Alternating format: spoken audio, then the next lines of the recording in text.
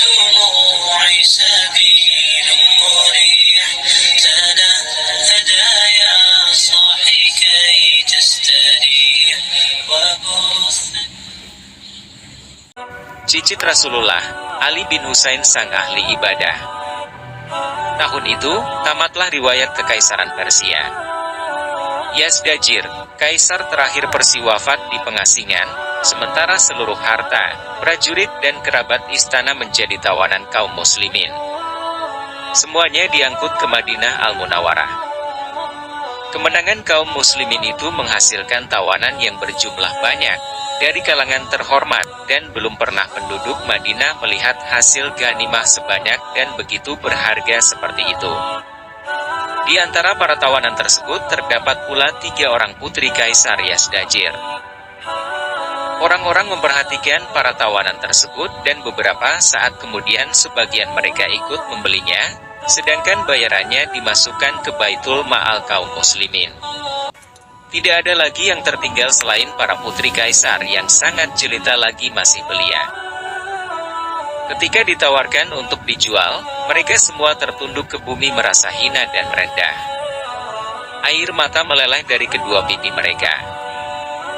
Ali bin Abi Thalib merasa iba melihatnya dan berharap semoga orang yang akan membeli para putri itu adalah orang yang bisa menghargai martabat mereka dan sanggup memelihara mereka dengan baik. Sebab Rasulullah Shallallahu Alaihi Wasallam pernah bersabda, kasihanilah para bangsawan yang terhina.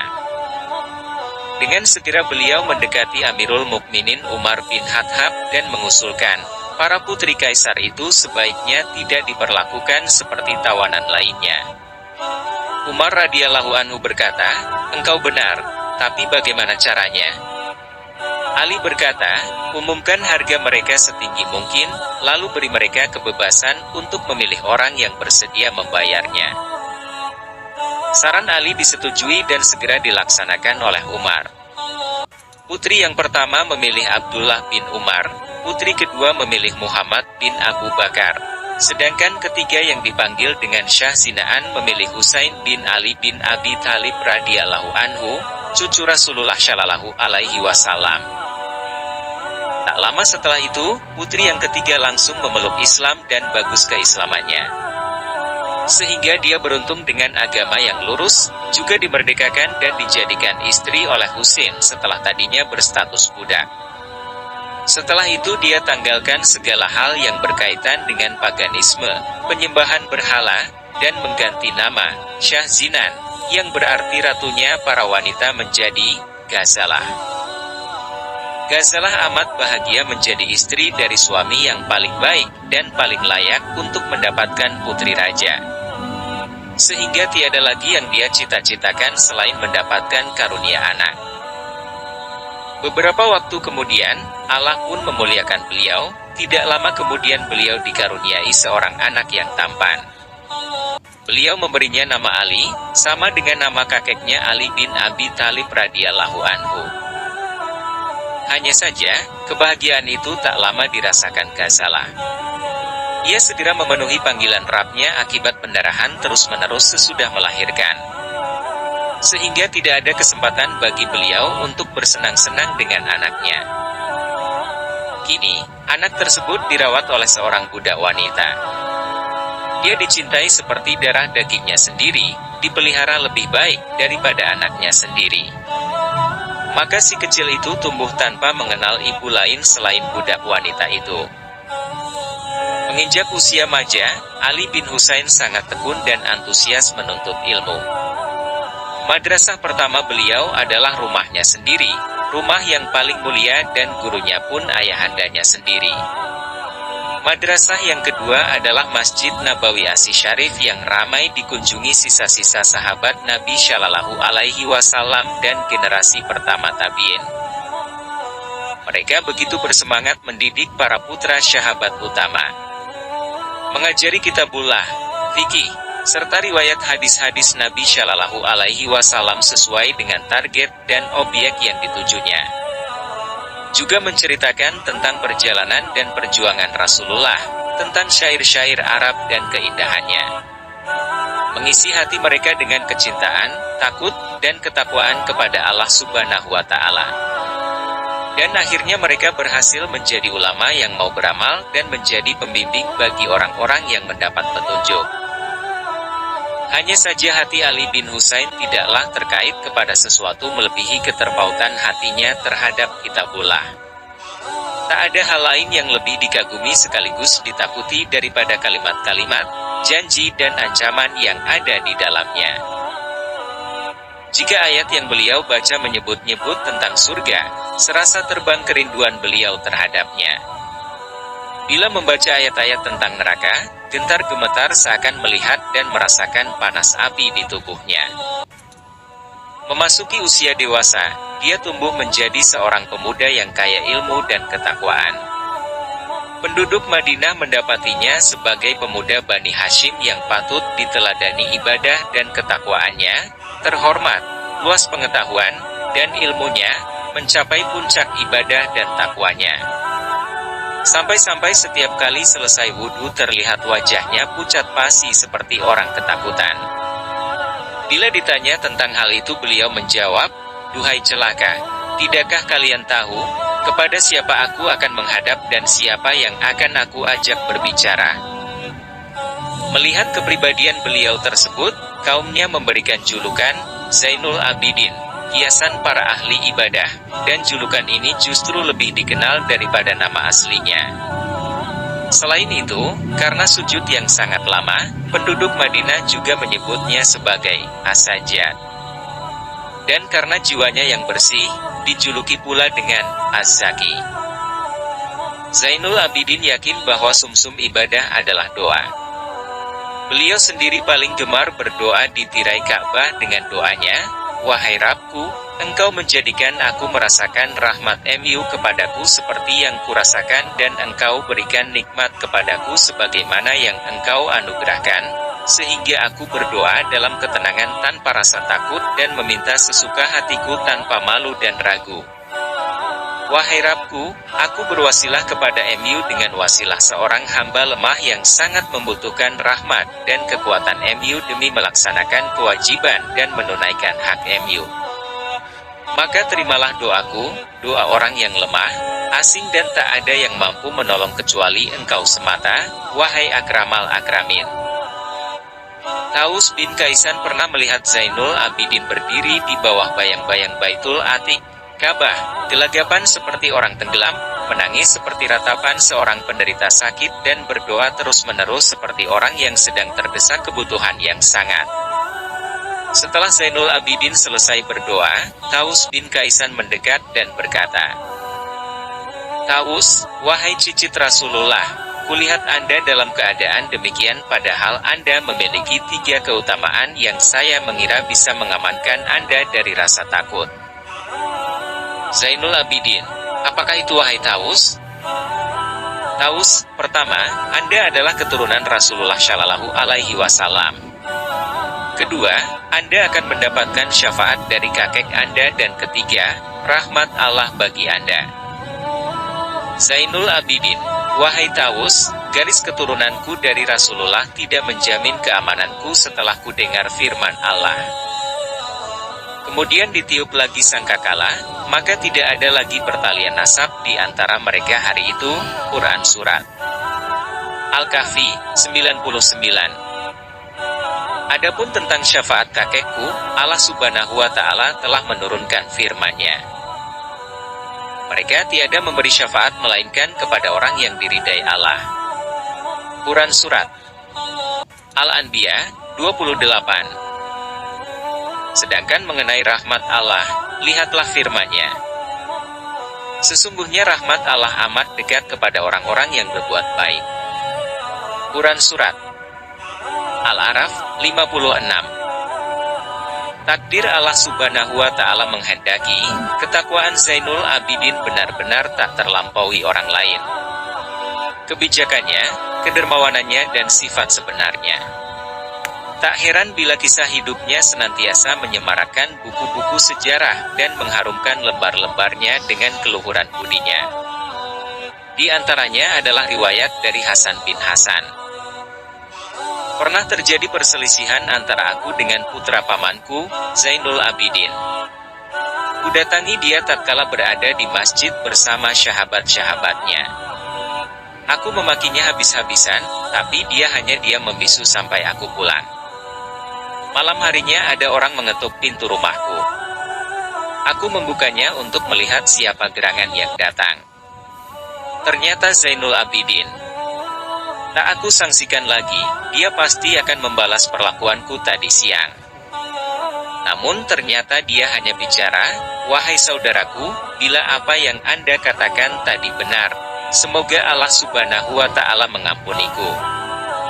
Dan jika yang Anda katakan tidak benar, semoga Dia mengampunimu." Kemudian beliau berlalu setelah mengucapkan salam. Merasa bersalah, aku mengejarnya dan berkata, "Sungguh, aku tak akan mengulangi kata-kata yang tidak Anda sukai." Beliau berkata, "Saya telah memaafkan Anda." Kisah lain diceritakan oleh seorang pemuda Madinah meriwayatkan, ketika melihat Zainul Abidin keluar dari masjid, aku mengikutinya dan langsung memakinya. Ternyata hal itu membuat orang-orang marah. Mereka berkerumun hendak mengeroyok aku. Seandainya mereka benar-benar melakukannya, pastilah aku babak belur. Untunglah ketika itu Zainul Abidin berkata, "Biarkanlah orang ini." Maka mereka pun membiarkan diriku.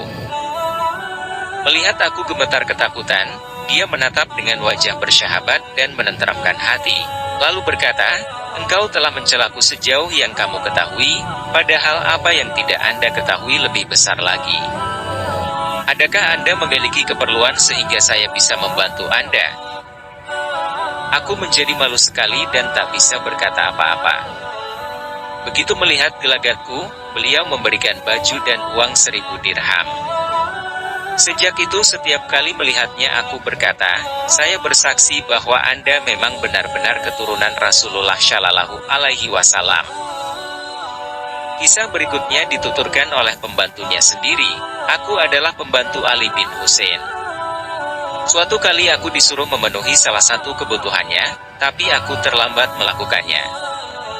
Begitu aku datang langsung dicambuk olehnya.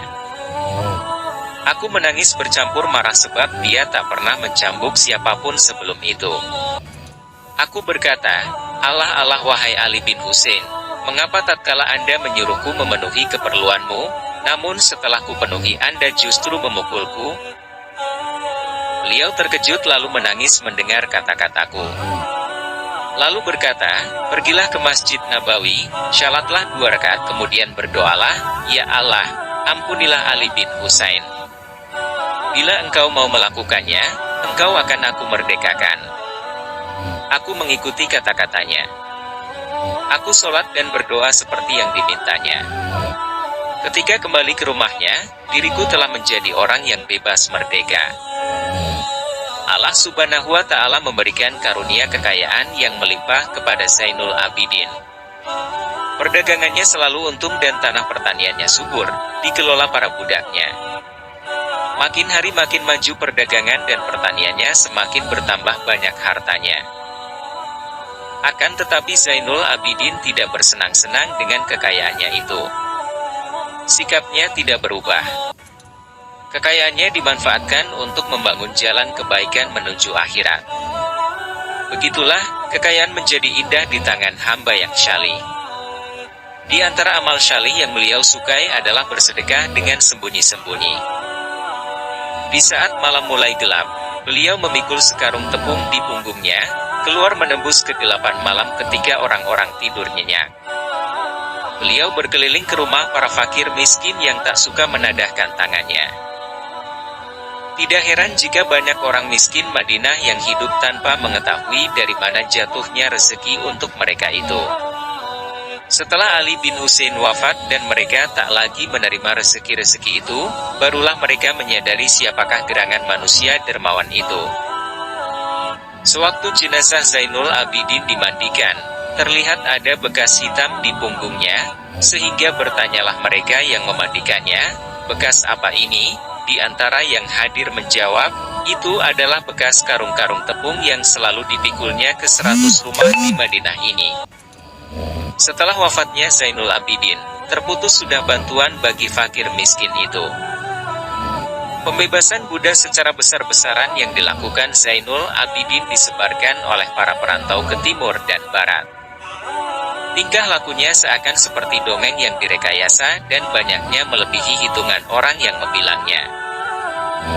Zainul Abidin biasa memerdekakan budak yang bekerja dengan baik sebagai imbalan untuk mereka. Beliau juga membebaskan budak yang terlanjur dipukul atau dianiaya sebagai tebusan. Diriwayatkan bahwa dia telah memerdekakan 1.000 orang budak dan tak pernah memakai tenaga seorang budak lebih dari 1 tahun. Kebanyakan dari mereka dimerdekakan pada malam Idul Fitri, malam yang penuh berkah. Dimintanya mereka menghadap ke kiblat dan berdoa, "Ya Allah, ampunilah Ali bin Husain." Sebelum mereka pergi, beliau memberinya bekal 2 kali lipat untuk berlebaran agar mereka merasakan kebahagiaan yang berlipat.